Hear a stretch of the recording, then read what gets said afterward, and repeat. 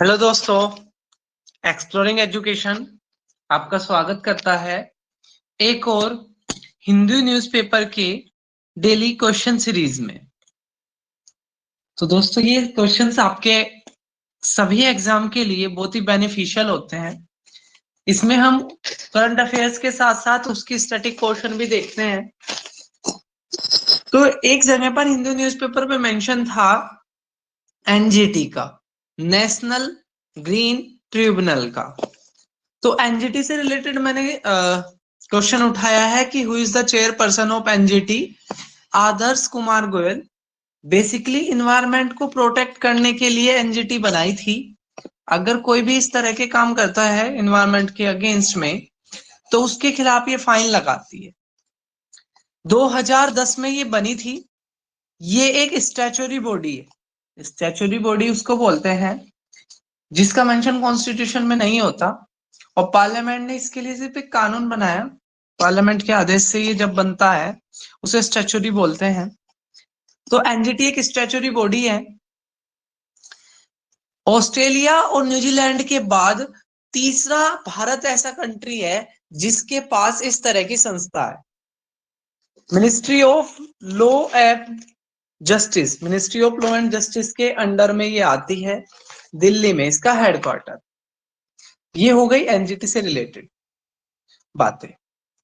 Next अगर हम बात करें, Eravikulam national park is a natural habitat of. तो बहुत ही अच्छा क्वेश्चन है। क्यों है? क्योंकि बेसिकली यहाँ पर कुछ फर्न को सेटअप किया गया। ठीक है, इस नेशनल पार्क में, इरेविकुलम नेशनल पार्क में कुछ फर्न को सेटअप किया गया है। और ये बेसिकली क्या है, यहाँ पर जो नीलगिरी आपका थार होता है, ठीक है, उसका नेचुरल हैबिटेट है ये।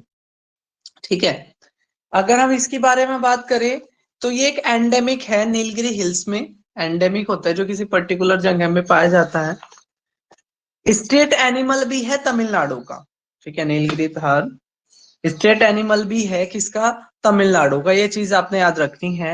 और अगर IUCN की कैटेगरी में बात करें तो ये इंडेंजर्ड यानी कि संकटग्रस्त की कैटेगरी में ये आता है।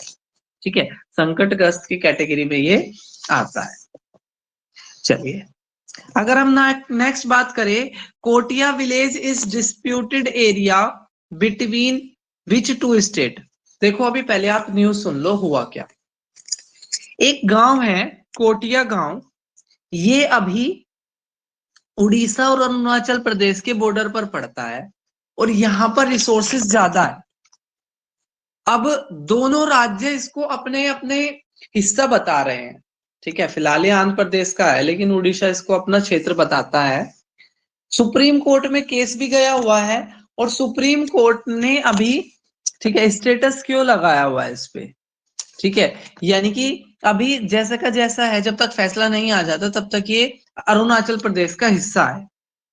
तो अभी केस चला हुआ है इस पे।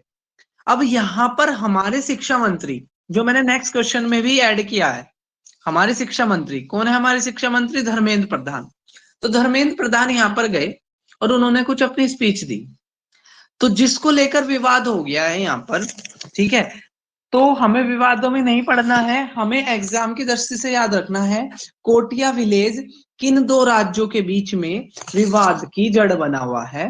तो आंध्र प्रदेश और उड़ीसा के बीच में। हमारे शिक्षा मंत्री कौन है? धर्मेंद्र प्रधान। दो चीज आपने याद रखनी है। आंध्र प्रदेश की बात करें तो एरिया के हिसाब से 7th लार्जेस्ट आपका स्टेट है।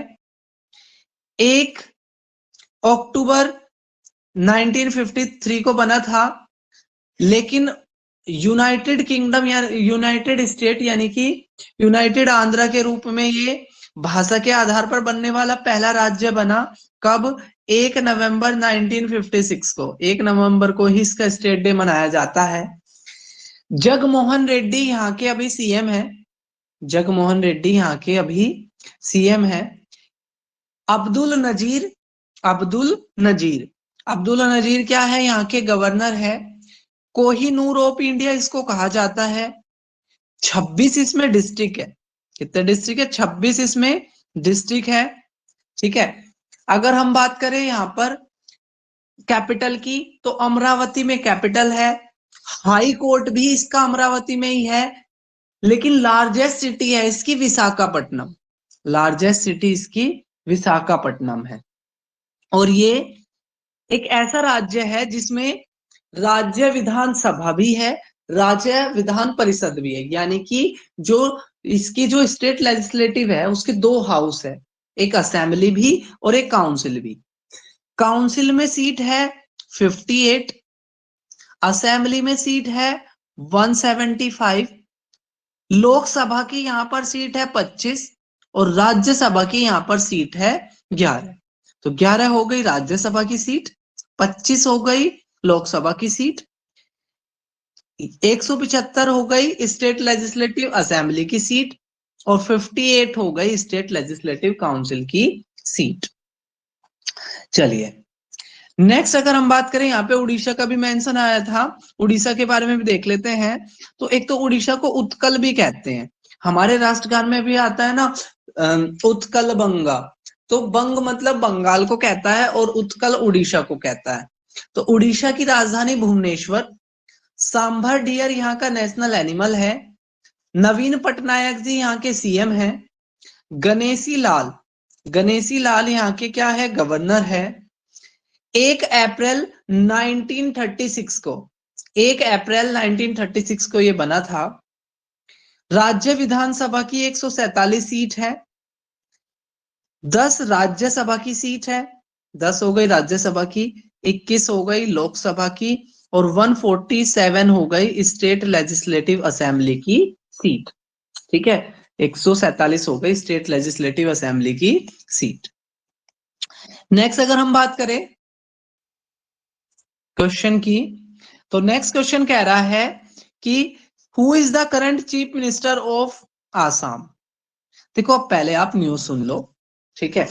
तो न्यूज इस वजह से चर्चाओं में है कि अभी खालिस्तान को लेकर मुद्दा चला हुआ है, एक प्रो खालिस्तानी लीडर को सरकार गिरफ्तार करने जा रही है। तो हेमंत बिस्वा शर्मा जो यहाँ के सीएम हैं, उनका एक, उन्होंने कुछ अपनी कोटेशन दी थी, अपनी बात कही थी, तो उनको ना धमकी मिली है कि वो इस मुद्दे में ना पड़े, तो वहां से मैंने क्वेश्चन उठाया है। तो असम के चीफ मिनिस्टर है हेमंता बिस्वा शर्मा। असम की बात करें तो दिसपुर यहाँ की राजधानी है, 26 जनवरी 1950 को ये बना था, लेकिन स्टेटहुड इसको मिला था आपका स्टेटहुड इसको मिला था 1972 में, ठीक है, स्टेटहुड इसको मिला था 1972 में।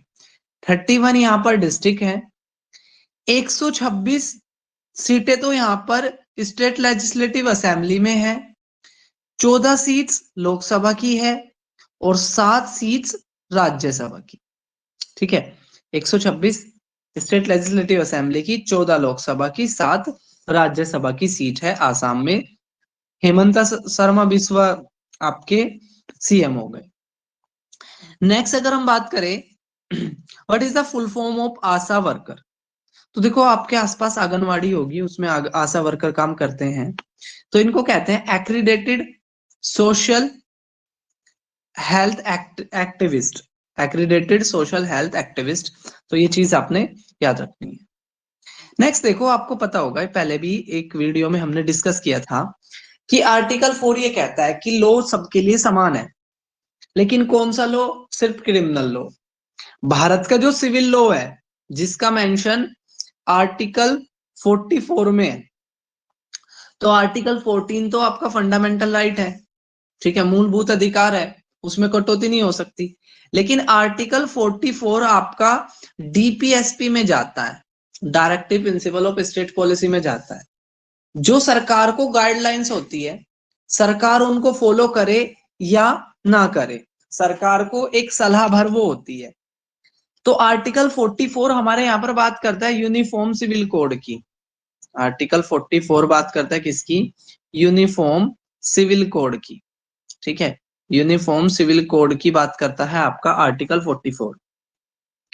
तो क्या है यहाँ पर, सिर्फ एक गोवा भारत में ऐसा राज्य है जहां पर सबके लिए सेम कानून है, अदरवाइज हर धर्म के हिसाब से ये अलग अलग है। हर धर्म के हिसाब से, ठीक है, शादी के, तलाक के जो नियम है वो धर्म वाइज अलग अलग है। कैसे कैसे है वो अलग अलग, वो देख लेते हैं हम। जैसे कि अगर हम बात करें हिंदुओं के, तो हिंदू मैरिज एक्ट ये 1955 है, ठीक है, 1995 नहीं है, 1955 है। हिंदू मैरिज एक्ट है 1955 का, ठीक है। ये जैन बुद्धिज्म इनको भी कवर करता है, जैन बुद्धिज्म सिखिज्म तीनों को कवर करता है। Parsi marriage and divorce act है इनका 1936 का, ठीक है। पारसियों की शादी और तलाक के जो नियम कानून होते हैं वो इससे होते हैं। क्रिश्चियंस का अलग है, Christian marriage and divorce act of 1957। मुस्लिम के कानून अलग है, मुस्लिम पर्सनल लॉ बोर्ड। और सबसे लास्ट वाला स्पेशल मैरिज एक्ट, यानी कि अगर दो विभिन्न धर्म के युगल शादी करते हैं तो उनकी जो शादी रजिस्टर्ड होती है वो स्पेशल मैरिज एक्ट ऑफ 1954 के द्वारा होती। नेक्स्ट है आपका what is the full form of RLVTD, ठीक है। तो अभी क्या है, इसरो ने अपना सक्सेस पाई है इसरो ने, किसमें, रीयूजेबल लॉन्च व्हीकल टेक्नोलॉजी में, ठीक है। रीयूजेबल यानी कि आप बार बार प्रयोग कर सकते हो उसका। पहले क्या होता था, एक बार आपने लॉन्च किया, उसके बाद आप दोबारा आपको जब लॉन्च करोगे तो दूसरी चाहिएगा, लेकिन अब वही रॉकेट क्या करेगा, बार बार आपकी सैटेलाइट को लॉन्च करेगा। तो इसको बोलते हैं RLVTD। तो इसरो ने सक्सेस पाई है। इसरो के बारे में देख लेते हैं हम। इसरो के बारे में देख लेते हैं हम। तो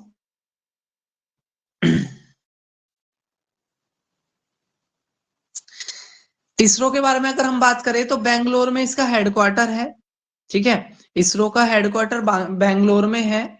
डिपार्टमेंट ऑफ साइंस के तहत ये आता है।